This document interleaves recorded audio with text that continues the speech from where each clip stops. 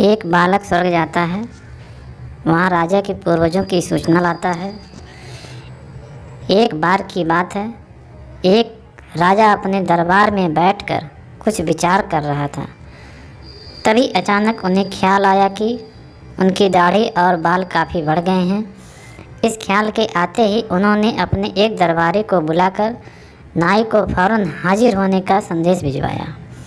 राजा का संदेश मिलते ही नाई महल पहुंच गया। महल पहुंचकर नाई राजा की हजामत बना ही रहा था कि कहीं से एक कौवा वहां आकर बैठ जाता है और काँव काँव करने लगता है। राजा नाई से पूछता है, यह कौवा काँव काँव क्यों कर रहा है? इस पर नाई जवाब देता है, यह आपके पूर्वजों का हाल चाल बताने आया है। नाई के इतना कहते ही राजा आश्चर्य में पूछते हैं, तो बताओ कि यह कौवा मेरे पूर्वजों के बारे में आखिर क्या बता रहा है? राजा के इस सवाल पर नाई कहता है, यह कौवा कह रहा है कि आपके पूर्वज स्वर्ग में मुसीबत में हैं और काफ़ी परेशान हैं। उनका हाल चाल लेने के लिए आपको अपने किसी करीबी को स्वर्ग भेजना चाहिए। नाई की इस बात को सुनकर राजा और भी हैरान हो जाते हैं। राजा आश्चर्य से नाई से पूछते हैं, आखिर किसी इंसान को जिंदा स्वर्ग में कैसे भेजा जाएगा?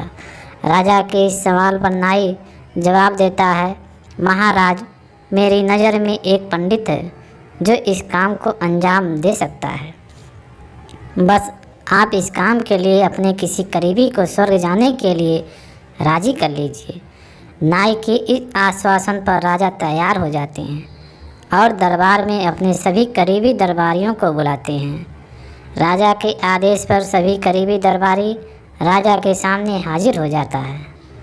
सभी दरबारी राजा से अचानक बुलाने की वजह पूछते हैं।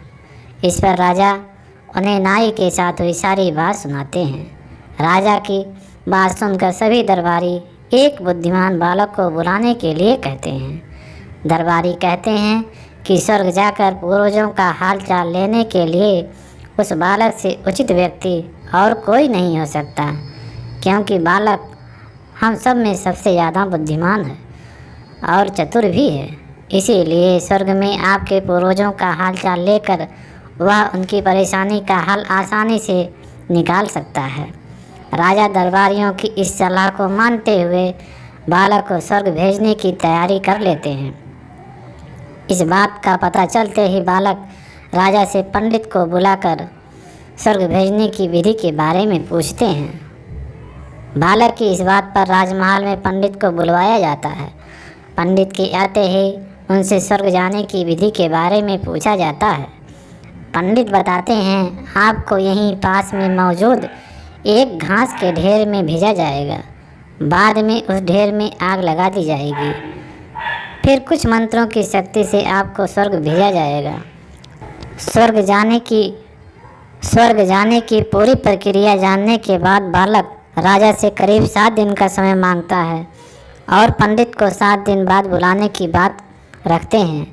वह कहते हैं, मैं स्वर्ग जा रहा हूँ और कितने दिन मुझे लौटने में लगेंगे, इस बारे में निश्चित तौर पर कुछ भी कहना मुश्किल है। इसलिए स्वर्ग जाने से पहले एक बार मैं अपने परिवार से मिलना चाहता हूँ और कुछ समय बिताना चाहता हूँ। बालक अपने घर जाने के लिए महल से रवाना हो जाता है। देखते देखते 7 दिन बीत जाते हैं। 8वें दिन बालक स्वर्ग जाने के लिए राजा के सामने हाजिर होते हैं। पंडित को बुलाया जाता है और बालक को स्वर्ग भेजने की तैयारी की जाती है। पंडित बालक को स्वर्ग भेजने के लिए महल से कुछ दूर घास का एक ढेर लगाते हैं। बालक को स्वर्ग भेजने के लिए घास के ढेर के अंदर भिजवाया जाता है और घास के ढेर के अंदर जाते ही पंडित घास के ढेर में आग लगा देते हैं और बालक को स्वर्ग भेजने की प्रक्रिया पूरी होती है। धीरे धीरे 2 महीने बीत जाते हैं और राजा को बालक की चिंता होने लगती है। तभी अचानक बालक दरबार में हाजिर हो जाता है। राजा बालक को देखकर प्रसन्न होते हैं और अपने पूर्वजों का हालचाल पूछते हैं।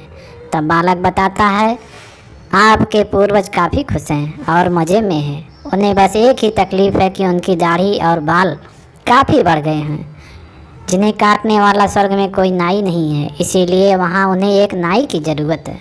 बालक कहता है, ऐसे में हमें आपके पूर्वजों के लिए एक अच्छे नाई को स्वर्ग भेजने की तैयारी करनी चाहिए। बालक की इस बात पर राजा नाई को स्वर्ग जाने का आदेश देते हैं। राजा का आदेश सुनकर नाई घबरा जाता है और राजा के पैरों में गिरकर माफ़ी मांगने लगता है। नाई राजा से कहता है कि यह सब कुछ उसने वजीर अब्दुल के कहने पर किया। यह सब उन्हीं की साजिश थी ताकि वह बालक को अपने रास्ते से हटा सके। अब राजा के सामने सारी सच्चाई आ चुकी थी। ये सब जानने के बाद राजा ने वजीर अब्दुल और उनके साथियों को दंड देने का आदेश दिया। अंत में राजा बालक से पूछते हैं, तुम्हें इस सच्चाई का पता कैसे चला और तुम घास के ढेर में आग लगने के बाद कैसे बच गए? तब वह जवाब देता है, आग के ढेर में जाने की बात सुनकर मुझे इस साजिश का अंदाज़ा हो गया था। इसी वजह से मैंने 7 दिन का समय मांगा था। उन 7 दिनों में मैंने उस घास के ढेर वाले स्थान के नीचे से अपने घर तक एक सुरंग खुदवा दी। उस सुरंग के जरिए ही मैं वहाँ से बचकर निकल पाया। बालक की पूरी बात सुनकर राजा बहुत प्रसन्न हुए और बोले, वाह, यह काम केवल तुम ही कर सकते थे। वह राजा अकबर और बीरबल थे। दोस्तों, यह कहानी कैसी लगी? अगर अच्छी लगी हो तो all to all voice channel को सब्सक्राइब जरूर कीजिएगा। बेल आइकन घंटी पर ओके जरूर करिएगा। धन्यवाद। मिलते हैं अगली कहानी में।